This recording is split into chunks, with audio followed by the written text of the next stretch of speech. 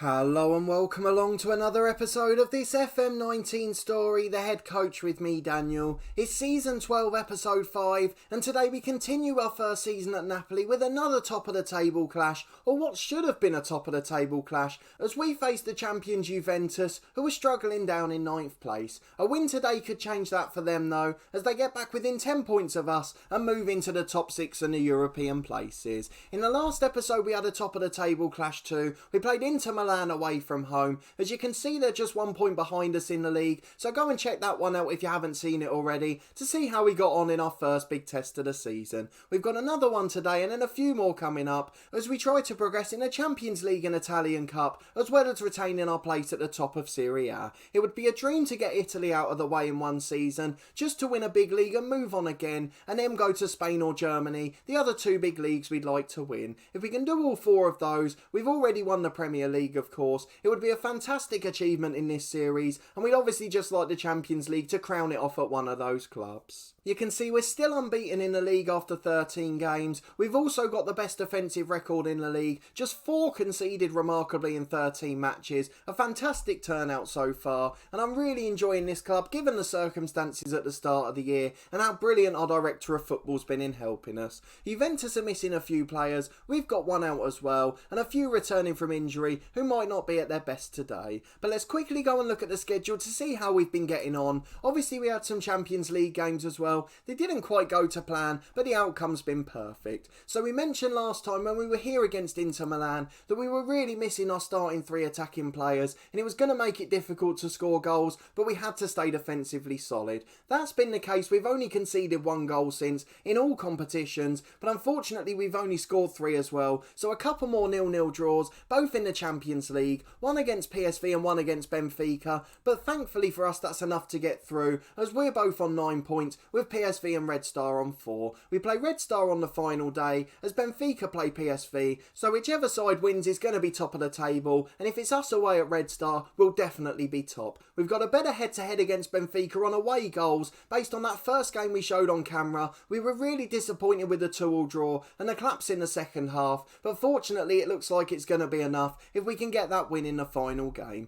We will be resting players for it though, so it could yet go wrong and we could finish in second place. We're delighted to get through to the last 16 though. We couldn't have asked for more at the start of the year. The 2 league games we've played since, we have won both of those though. A 1-0 win at home to Pescara, Claudio Gomez again turning up with a brilliant strike from the edge, and Scott McTominay of all names turning up at Pescara, getting sent off in stoppage time with frustration. We won 2-1 away at Lecce in the following game, Courtinovis and Proya getting the goals in that one. After we went 1-0 down early on, we went all out attack at the start of the second half and we really put pressure on the home side. They're the only 2 players that scored for us. Gerardo made his return from injury, but we didn't look anywhere near our best and we were fortunate to get the win in the end. So we go into this one against Juventus not in the best of form, but we are starting to get our attacking players back now, so hopefully as they find their fitness we will be able to pick up results. I'd probably take a draw today in truth, but it depends on what Inter Milan do in their game. So let's go and have a look at our lineup for this one, and the players who we hope are going to be heroes against Juventus and lead us to a famous victory against the champions, who are having a tough season so far. And don't forget there's a bit of added spice to this game as well, as we find out that we're just about favourites. We only took this Napoli job after we were rejected by Juventus. We had an interview there and they turned us down, and then the day after we took the Napoli job, as it was sort of our backup option. What a brilliant achievement it would be for us to go to Napoli and then beat Juventus in the league, although it doesn't look like a great achievement based on the league table at the moment. But for me it would be ultra satisfying, and hopefully we can pip Inter as well. So let's go and look at our lineup for today. You can see we've got almost everyone back to fitness, but there are a few big concerns and a few players missing out from the starting lineup. Diogo Brass is back for the first time. He's on the bench today instead of starting. Claudio Gomez picked up a little knock in the last one, so he unfortunately sits on the bench as well. And Ismaila Sarr and Gerardo are both back, but nowhere near match sharp yet. So we are missing a few of the players we'd like to have in, and some of the ones that are there aren't at their best. The only other thing we did consider is dropping Ruben Dias for Sapa Pap, as he's a little bit fitter at the moment, but I want to go for experience in this one. So it means we've got Leonardo in goal, Chan and Vernier are the fullbacks with Leighton Dias in the middle, La Rocca's in a holding role with Saavedra alongside him, he's replacing Claudio Gomez, and then Thiago Gaucho in the middle, still unhappy at the moment, but is starting to improve and perform a bit better. Proyer continues on the right wing with Ismail Assar back in on the left. Gerardo's up front but nowhere near match fit. And then we've got our 12 substitutes lining up. Just Kotraba, the youngster who's been out injured for 3 months, and Coppola, the 16-year-old centre-half, missing out, as the other youngster at left-back is just coming back from injury too. So we have got game changers on the bench, which hasn't always been the case this year, but they aren't particularly fit, so it is going to be difficult to play them for too long. If we get an early injury, they're not really candidates, so it does mean that we're not able to improve our team in the first half. But having said that, we're having a pretty good season so far, and as I said, the satisfaction of being turned down for Juventus and being able to beat them with Napoli, which were almost considered the backup option, having been the second place runners-up last season, would be absolutely lovely for me, and I really hope we're able to do it. It's one of those satisfying moments as a manager where you just get to pull that smug face and look up to the Juventus directors and say you could have had this at the end of the match. But obviously that's all going to be irrelevant if we go and lose this one, so hopefully we'll get at least a point and retain our place at the top of the league. Let's get into it with our positive mentality. We're getting our warning about the match sharpness for our 2 stars. There are 2 top scorers this season on 10 and 7 goals, and hopefully they'll be able to play enough minutes today to make an impact and score a goal. It's a 4-1-4-1 for Juventus, a very defensive formation. They've got Luis Felipe at left back, who looks like he was a real player, Ben Woodburn from Liverpool over on the right wing, and Golovin, the Russian central midfielder, who was a bit of a star for them as a young player. He's in central midfield, so they have got a few superstars from real life, and plenty of quality youngsters as well. Calderado was the player at Chelsea, wasn't he? Manchester City, I'm sorry. I knew we played against him in the Premier League. Hopefully he won't score against us today. There was one real face I saw in the lineup as well. Kaleta Carr, the centre-half. Let's see where he's come from. Olympique Marseille, and then he went to Schalke, and now at Juventus. He's a really good experienced centre-half too. But let's go and talk to the lads. Tell them to prove a point, as Zoltlo, our assistant, recommends. And hopefully in the first half, they'll put in a brilliant performance. And these 2 lads up front will start to increase their fitness. We've got a tunnel interview to deal with. We always look forward to games like this. It's of course considered a bit of a rivalry in Italy, as they've been 2 of the sides fighting out at the top for ages. Ismail Assar signed a new contract. Obviously we know nothing about that. Our director of football arranged it, and we just keep getting the pop-up messages. Our director of football's in charge of everything here. Just a reminder, transfers, loans, staffing, contract, everything like that. We don't touch a thing. We just work with what we're given. We've got a free kick early on with Thiago Gaucho. He's put it just over the bar, and with 3 minutes gone it remains 0-0, but we've had the first shot of the match. 18 minutes gone, we're back with a throw on the left. It's been a quiet game so far, but Gerardo gets it into Sarr, who goes back wide to the fullback. Saavedra can cut it into La Rocca. The playmaker's got a man on the right, finds Chan, but it's just over here, and he may lose possession there. It's cleared away by Juventus, but only as far as Ruben Diaz. He gives it away to Calderado, the former City man, but recovers to win possession. Excellent work from the experienced pro to make sure he didn't get caught out for his mistake. La Rocca gets it wide to Proyer, and this long highlight could well lead to a goal. Thiago Gaucho into Gerardo, finds Ismail Assar and it's blocked. Back to Saavedra, he shoots again, but it's down to the keeper's right hand side. A comfortable save in the end. A quarter of the game gone, and we've just about edged it so far. 10 minutes to the break, and there's really not much happening now. We've got a free kick on the left which finds Gaucho. He goes for a ridiculously ambitious shot, and it's blocked off the defender back out to La Rocca. He finds Saavedra. They're just playing it between themselves in the middle here, just outside the centre circle, as there's not really an opening further forward. In the end they go to Proyer out wide, but he goes back inside again. Saavedra looks for Ismail Assar. He finds Gerardo. No one running off him, and in the end it looked like a foul, but nothing given and the highlight ends. I'm not quite sure why we saw that one. It's half time then, and it's been a pretty woeful game so far. We've only seen no 2 shots for Napoli, one over the bar from Thiago Gaucho and one straight into the keeper's hands from Saavedra. Apparently Juventus have had 2 on target as well. We haven't seen either of those, and we didn't see our other one either. I can see a Napoli flag there. It looks remarkably like a San Marino one. We've said this before in this series. I've done the San Marino challenge so many times that every time I see a flag that looks similar, it seems to catch my eye. Let's go and talk to the lads, tell them to prove a point. The assistant manager says it again, and we're going to blindly follow what he says. And let's get into the second half and hope we can do a bit better this time. I think you can tell our attacking players aren't match fit, and defensively we look incredibly solid. We may concede 1 in a game, but we very rarely do more than that. It's Proyer on the right hand side as we win it back from the kickoff, and he starts to charge at the Juve defence. Into Gerardo, who's dropped deep. Out to Chan on the right wing on the overlap. Delivers to the back post. Sarr gets up but loses out. Saavedra on the half volley from the edge. What an effort on the rebound. round, but the keeper tips it wide to his right, and now Thiago with an in-swinging corner. Ruben Diaz gets on the end of it, a free header in the end, but it's just over the bar, and unfortunately it doesn't trouble the keeper. A long goal kick from Juventus, and this game's starting to come to life after half-time. Sarr tries to trip it over, but it's been headed away.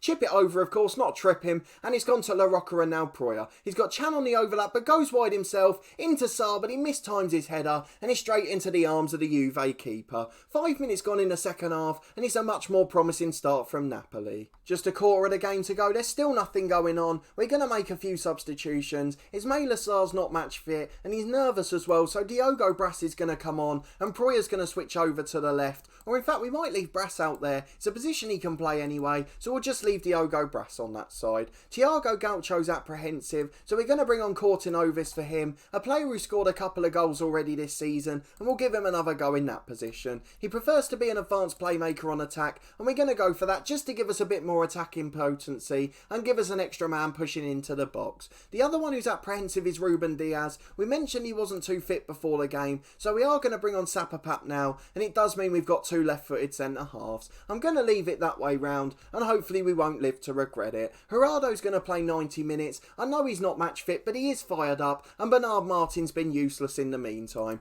It's the ball on the right-hand side for Proyer as we come back for another attack. Juve have had a few shots in this match, but we've not seen any of them on camera. Brass gets the ball, it's blocked, and Ivernia can't get it on the rebound. It's cleared away by Juve, and with 10 to go, it remains 0-0 as we continue to press. Into 2 minutes of stoppage time, and we still don't look like getting the winner. I know we could go all out for it, but there's no need in a game like this. 0-0's not a terrible result, although it is frustrating to keep drawing these games. We do have to accept that with the attacking players not back to match fitness, we are going to score a few less goals. It's 0-0, it's an absolutely awful game of football. I can only apologise for the few minutes of that you had to see. The defence again with the stars, getting man of the match Diogo late. Anthony Vernier at left back had a great game as well, and the keeper had a decent rating too. None of our attacking players had a good rating, and it just shows that most of them aren't match fit. The replacements aren't really good enough. Why we spent 35 million on Proyer, I don't know, and Cortinovis isn't the same standard as Thiago. If he wasn't unhappy, he'd probably be performing a lot better.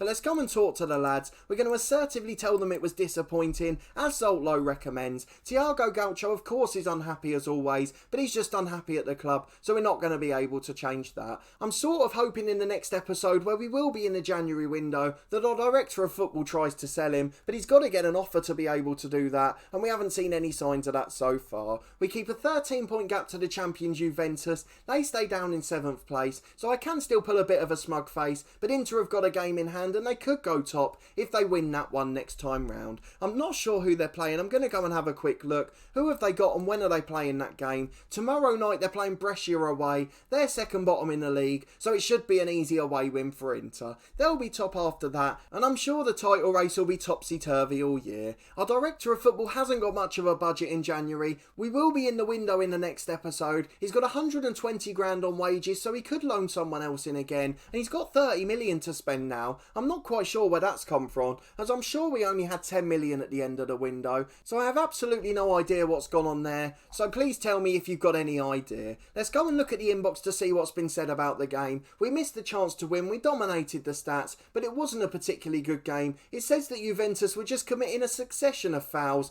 and that was just causing a stop-start game. So Juventus were happy with the draw, and to be honest, we're not devastated either. We'll deal with the press conference to see what's been said about it, as it was obviously an awful game, and I'm sure we'll get a little bit of criticism for it. Another poor result against Juventus, or Michel in particular. Again, he managed in England, so that's why we're getting that message. We're confident that we can still beat Inter despite that result today, and Gerardo will of course have better games, but he's just not match fit at the moment. We've got a fitness concern for Diogo late, who was man of the match today. When's our next game? It's Saturday in 6 days, so we can't send him on holiday for a week just yet. I'm not sure when the winter break is in Italy. It's just after that game on the 29th of December. We've got 3 weeks off at that point, so hopefully they'll all get to recover then. For Diogo late, we'll send him on holiday after the Bologna game, as he doesn't need to play against Red Star, and we've got an 8-day gap to the Lazio match after that. So he'll go away for that one, and then hopefully he'll be refreshed for the Christmas games. So before we look at this schedule in detail for when we'll next be back, let's go and have a look at the squad screen. We need to look at what positions we're weaker and where we're hoping our director of football will improve in January. There's obviously a few players we'd like to get rid of. John Stones won't be going now as he's committed to retiring at the end of the year, so he's just going to be our fourth choice centre half. His physical stats continue to decline, which is why we're not playing him too much. But again, if we need experience at the end of the year, he's the perfect man to have available. Gennaro Coppola continues to improve at centre half. He really looks like a good young player. Hopefully we can give him a few more appearances after those first two early on this season. The situations with Thiago Gaucho and Dombele are really the ones that have got to be resolved. I've got to be honest, I'd never heard of Tanguy Dombele before we came here in this series. He's obviously now linked with Tottenham in real life for about £60 million as well. So he's obviously a very good young player in real life, and he's a very good experienced one here. But as he's so unhappy and his morale continues to be negative, it's quite difficult to be able to play him. The same goes for Thiago, the best player on paper at the club, certainly in terms of the ones that we permanently own, but he's just not got his mind on the prize, and unfortunately it could cost us the title if we don't resolve the situation one way or the other. I'm not in charge of that. I need my director of football to help me. He's a very good one, but will he do it? I just don't know at this stage. The other one who's requested a transfer is Vignjevic. I've really upset him by not playing him. His transfer request was accepted by the director of football after he failed to sweet talk him in a private chat, so it does mean we should free up some money with the number 10s. I presume as he's given him a transfer request and accepted it to put him on the list, that he will then try and actively sell him too.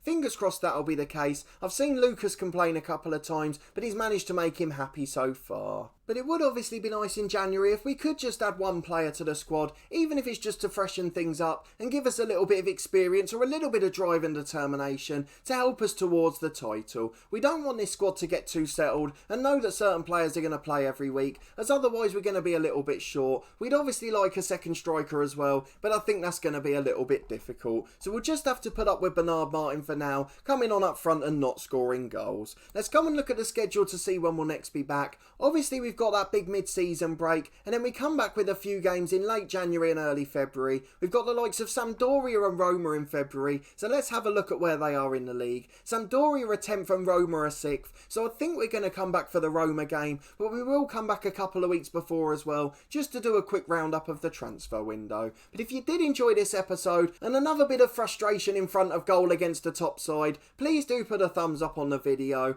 I know it was a bit of a disappointing performance, but it's great to be in a new country playing these sides, and although they're frustrating us occasionally and it's hard when we haven't got our first three attackers fit, that's the challenge of being at a new club, and hopefully we can see it through. Let me know down in the comments what you're hoping from our director of football in January, or am I making the mistake? Am I playing Thiago when he's unhappy when I should really be playing one of those number 10s rather than making them unhappy so our director of football has to sell them? Subscribe to the channel for daily FM19 content from my two long-term stories, this one the head coach, and then our one club series part of the furniture with Torquay United, where we're trying to take them to the top of English and European football. We've had a big season in that one so far. We've broken our transfer record, signed a couple of wonder kids for the first time, and got back a couple of promising youngsters, so there's plenty of positive signs in that one this season. There's also 3 episodes a week from Cricket 19, the official game of the Ashes. That's every Tuesday, Thursday and Saturday at midday. We've been doing an Ashes test playthrough at the moment, and then we'll be going on with our long-term career after that. There's also weekly content from Snooker 19 every Friday at 4:30.